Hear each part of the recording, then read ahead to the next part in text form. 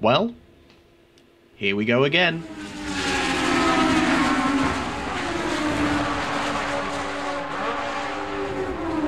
Hello and welcome back, my name's Ash, this is The Outside Line, and after completing my playthrough of the original Formula 1 game for PlayStation, the 1995 season is done. Justice for John Alesi, the full season is online, available to watch now, all 17 rounds. But obviously, it's time to go again. It's time for the sequel, Formula 1 1997. We'll be getting justice for another driver, but like we did with Newman Haas, I wanted to do a bit of a pre-season run through. I wanted to remind myself the game we're going up against. I didn't play this anywhere near as much as the original, and I'm going to need your help with a couple of the settings for the new season as well. So let's get into it. Here we go then. The next game in the series, Psygnosis and Bizarre Creations together again, and actually it's the last time it was a Psygnosis and Bizarre Creations game. Bizarre Creations, I think, left the series after this, and this is very much seen as the high watermark of F1 games on the PlayStation 1. So it was released in September of 1997. I think it came out on the 30th of September, and if that's true, there'd only have been one race of the season left, and that's at Jerez. But it's got the full driver lineup of 1997, with an exception. It's got all the tracks, plus an extra one as well.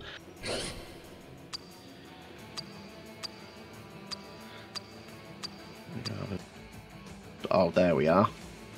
Yeah, like I said, it nearly has all the drivers. Jacques Villeneuve copyrighted his own name, so he couldn't be included in it, because he's a rational, sensible dude, as we all know.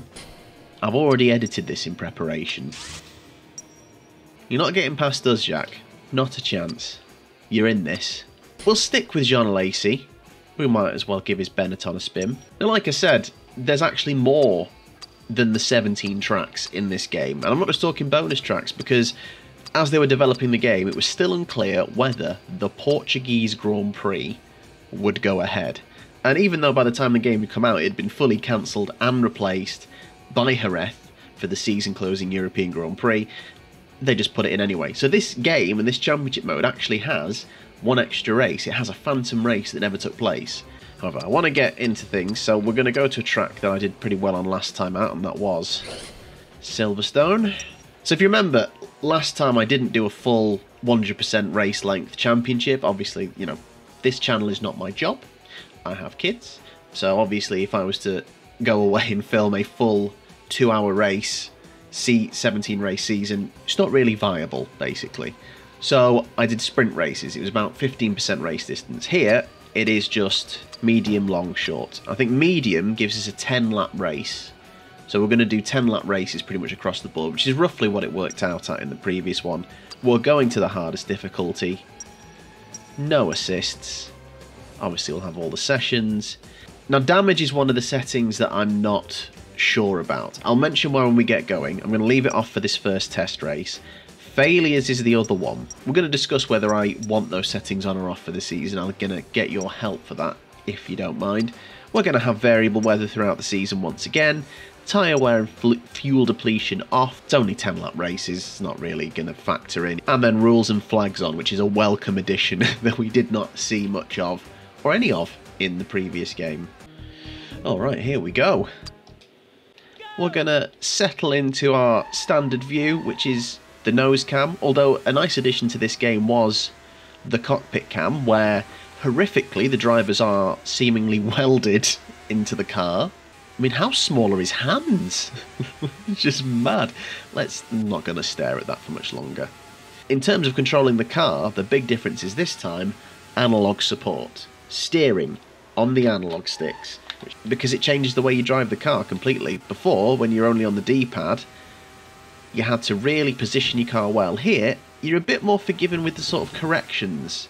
You can correct your car position a little better. I'm not going to mess about too much. Let's get straight into qualifying. Oh, and instantly a demonstration of another feature of the game. Last time, you will remember that if it was raining in practice, it would stay that way all race weekend.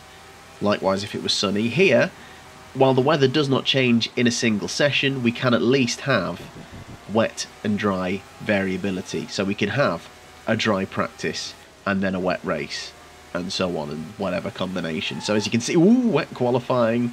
Let's get a flying lap in. And another lovely little addition as well in the top left-hand corner.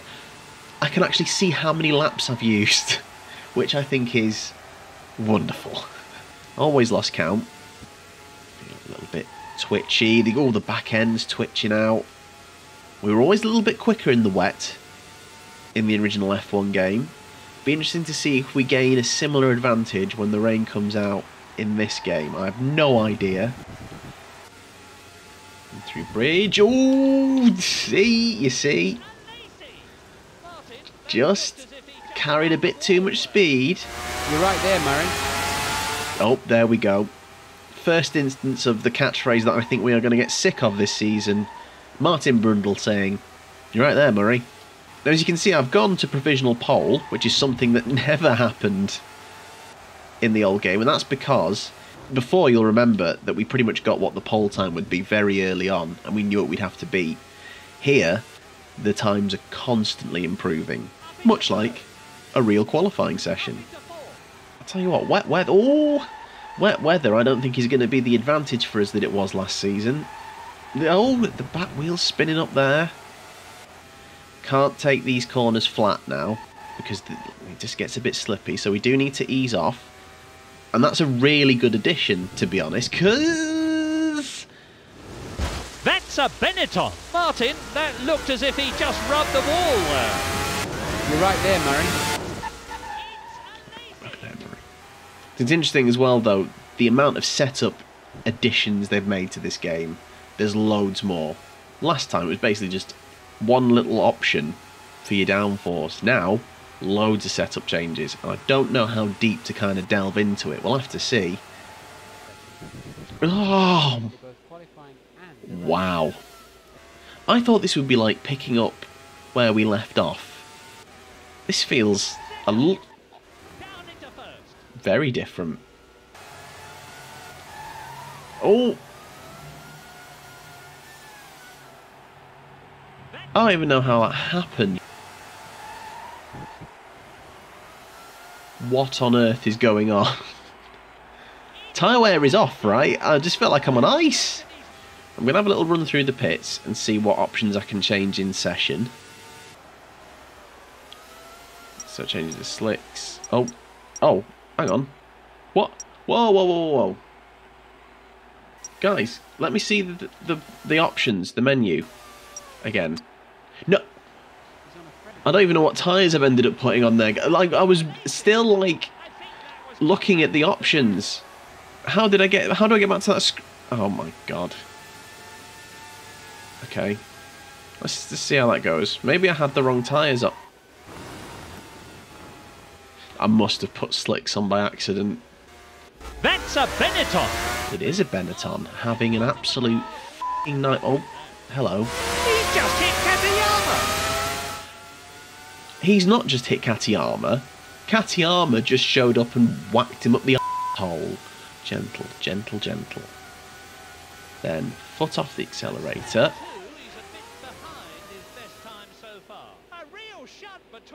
That's one of the reasons why I'm unsure whether to put damage on, because damage is much more sensitive in this game. You know, it kind of took quite a bit for you to lose wings in the last iteration of this game. Here, it's much more realistic. The sort of level of contact you'd expect from an F1 cars coming together means you lose your wings quite easily. And the AI can be a little bit donkey-ish. And even though you're alongside them, they can still turn into you and cause damage, and they can get you penalties like the black and white flag or even black flags and disqualified. So yeah, I'm considering whether to keep damage off for this one for that reason. Right. Just wets. Fine. See now, though, I would like to see that screen again. I mean, it's cool, I can see how many laps other people have done. I can actually wait. Is there literally nothing else I can do, though? I can't even fast forward. Would I just have to sit and wait here in real time? Like when they put things in the old instruction book, page 57. It's practically a novel, this. Hang on. Ah, so that's why. So I can't actually change my downforce when I'm in a session. It's just replacing damage, which I don't know if I'm going to have on. I hope you're enjoying this first sort of precursor to the new season, Man Reads Book. It can only get more exciting. Okay, so I'm guessing that strategy isn't going to work, because I would have to literally sit here for the hour. I can't fast forward in any way. Well, he's the first driver to change to wet tyres. It'll be interesting to see if the rest of the field follows suit. Oh, so I've changed to wet tyres. And the weather has changed. It does change. It's sunny. So I'm now on wet tyres in the drop, right?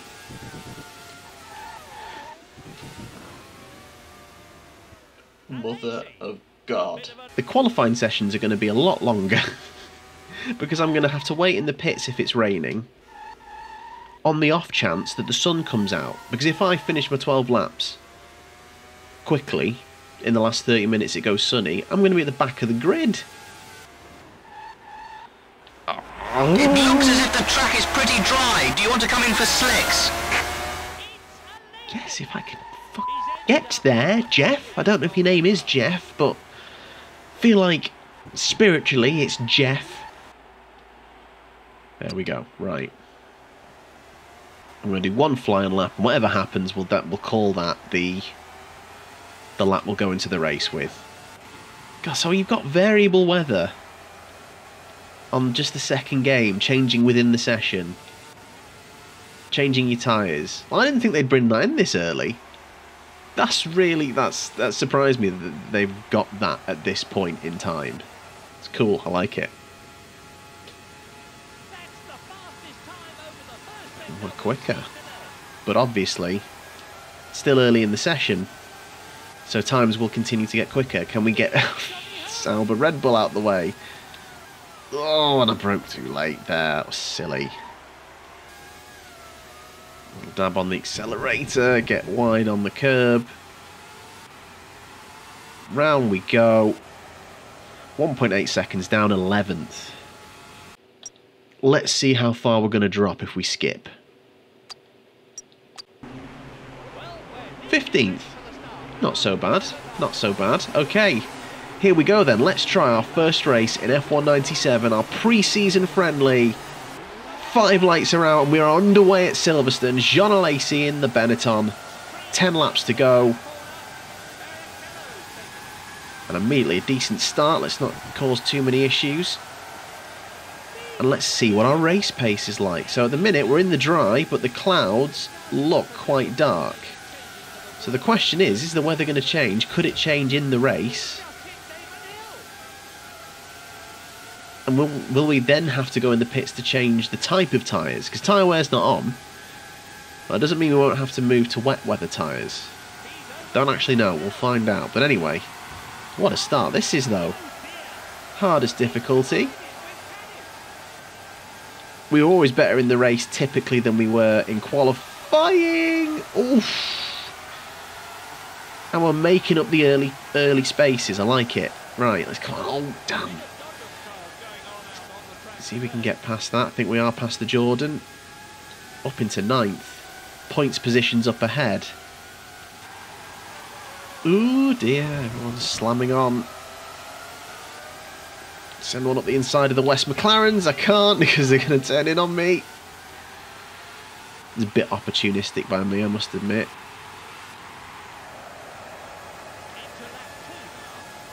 Look at the speed we're gaining. The Jordan closing down. Got a bit wide, but we're through. That was pretty good, actually. I don't think we actually made contact. Look at the places we can make up. Powered past the Jordan into the points from 15th. Fight going on up ahead. Teammate Berger alongside one of the 2 Ferraris. Oh, don't hit Gerhard Berger. We've left those days behind us now. Oh, really good run through that there. Oh, hello, hello, bye-bye, bye-bye. Lovely. Into 4th. Right. And a Ferrari up ahead. The two Williams off and dominating at the minute at Silverstone. Into the slipstream, out we go. I'm going to double check I've set the difficulty right, because this is great. Like I said, we are not getting justice for Jean Alesi in this season, so we will not be driving a Benetton, and the performance of the cars is supposed to reflect the cars of the time. So we're relatively competitive. We're not Williams level, but we should be around about. The car we will be driving, while not terrible, is not Benetton level, I would say. Or at least I don't think it'll be perceived that way in this game. Now, as I mentioned, there are two settings that I was toying with. Damage is one. The other one that I'm unsure about is the failures. And that is basically the random occurrence of your car giving up. And it can happen to your rivals, it can happen to you. And, you know, it's supposed to reflect the sort of reliability of the cars at the time. So, you know, cars were a lot less reliable back in the 90s. And even that some of the top teams could have cars just give up, engine go out, something go wrong during a race. So the question is, do we want to assign that random possibility into our championship? Because it could completely help us on days when we're not doing well. Say, for argument's sake, Jacques Villeneuve is a championship rival. He's leading and then all of a sudden his engine just fails. Great stuff. But at the same time, it could happen to us.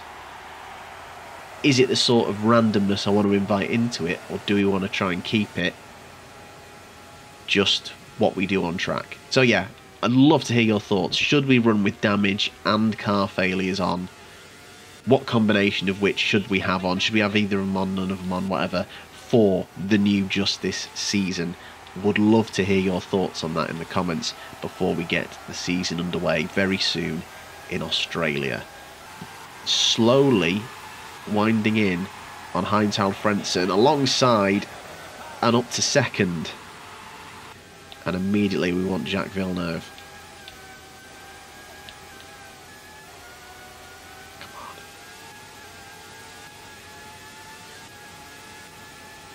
Will it start to rain? Will everyone go into the pits? Will we have to go into the pits? That's the big question now, though, because we are in a great position.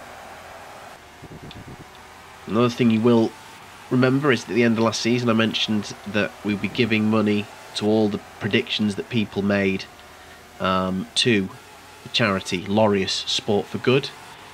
But a couple of people messaging me saying they have made their donations. I'll be making mine very soon as well. I'll let you know the exact total of what ended up being raised for Laureus Sport for Good in that first round at Australia. As we come up towards Villeneuve, I just bailed out of that. However, we've got a good chance here. Oh, hello. Through Maggots and Beckett's and into the lead of the British Grand Prix. We've not actually shifted Villeneuve yet, though. He's right there. As I've always said, I'm better at kind of following and reeling in than I am leading, I think, being a pace setter. Oh, I think I've been hit there as well. See, apropos of nothing, just that could have taken off my rear wing and ruined the race. But then again, we've come from 15th to lead now.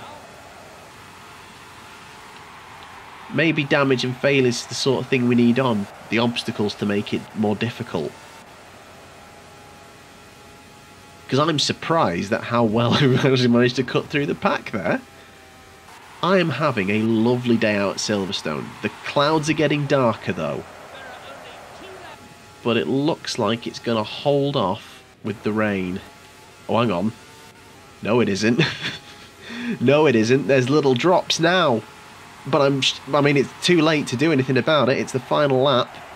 So let's just not do anything silly and throw it away now. I mean, I'd love to have seen what would have happened if this kind of started at lap 5. Would everyone have poured into the pits? I'm going to take it a little bit gentle throughout these final corners, because obviously you saw how poor I was in the wet. And both the Williams are bearing down on me as we come into the stadium section through bridge. So let's just see if we can hold them off for a couple of corners. I can hear the engines right behind me. Through Woodcote. Hammer down. We're away. And Jean Alesi wins the exhibition British Grand Prix. So there we go, after 10 laps, we win by a second from Jacques Villeneuve, Heinz-Harald Frentzen, Schumacher 4th, Berger 5th and Eddie Irvine 6th. Fastest lap for us, Jean Alesi. Just quickly, I just want to... I was on expert. It's on. I mean, that's all I can say, it's on. So qualifying's going to be a nightmare. Again. The race, maybe not so much. Wet weather's not going to be a saviour this time around. We're going to be in for an interesting season. I am going to leave it there. That is what we are up against. We will start with round 1 in Melbourne with our new driver and our new team that we are getting justice for very soon. And remember, in the comments, let me know your thoughts. Should we have damage on? Should we have failures on? The random opportunity of the car or our rival's car could just give up at any moment. Would love to hear your thoughts, but as always, thank you so much for watching. Remember, Justice for Jean Alesi, all 17 rounds is available to watch now. I'm going through Newman Haas Racing with Andre Ribeiro in the Penske. 3 rounds of that up at the minute. Please do go check that out. And yeah, we will be starting the brand new season very soon. Thank you so much for watching.